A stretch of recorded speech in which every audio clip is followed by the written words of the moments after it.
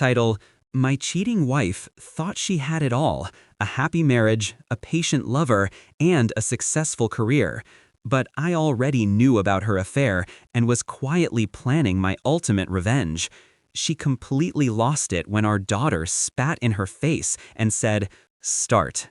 I can still hear the echo of my daughter's voice that night, her trembling rage, her spit landing square on her mother's face. "You're a cheating witch! I hope I never see you again." That was the crack that split the facade wide open. But the truth is, I had set the dynamite long before that night. I loved my wife. That isn't a lie. For years, I believed we had something rare: partnership, laughter, loyalty.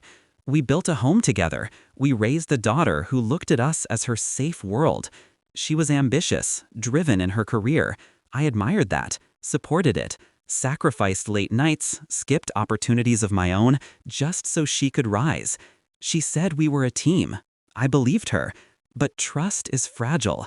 Once you see a crack, it's impossible to unsee it. It started with her phone. Not the messages. She was too careful for that. It was the silence. The way she'd smile at her screen, then turn it face down when I walked in. Then came the perfume, wrong brand, clinging to her clothes after late meetings. Her laughter on the balcony at midnight, low and intimate, reserved for someone else. The night I followed her, everything unraveled. Her car wasn't at the office. It was at a hotel. I sat in the lot, headlights off, watching the two of them stumble out hours later, his hand on her back, her lips brushing his jaw. The pain was sharp, yes, but it didn't break me. It forged me. I didn't confront her. I didn't scream. That's what she would expect: weakness wrapped in anger. Instead, I learned to become invisible. I cataloged everything: receipts, hotel records, text screenshots synced to a cloud she forgot I controlled. I spoke to lawyers, quietly, discreetly, built a plan like an architect of war. Every account, every property, every joint investment, shifted, safeguarded, documented.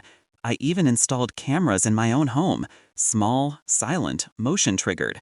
Not because I needed proof for myself. I already knew.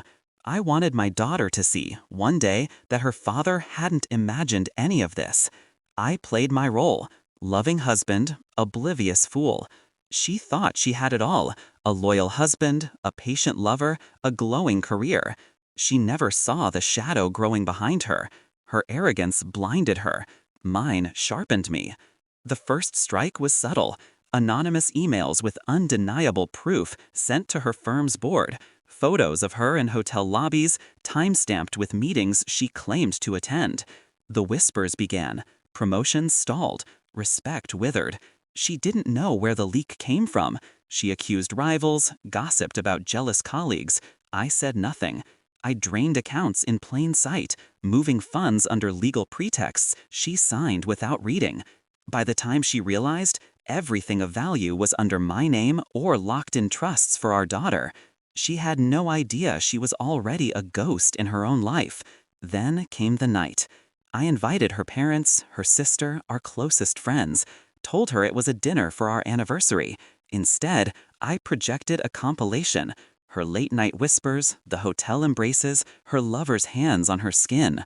Silence froze the room. Gasps cut through the air. And then, our daughter.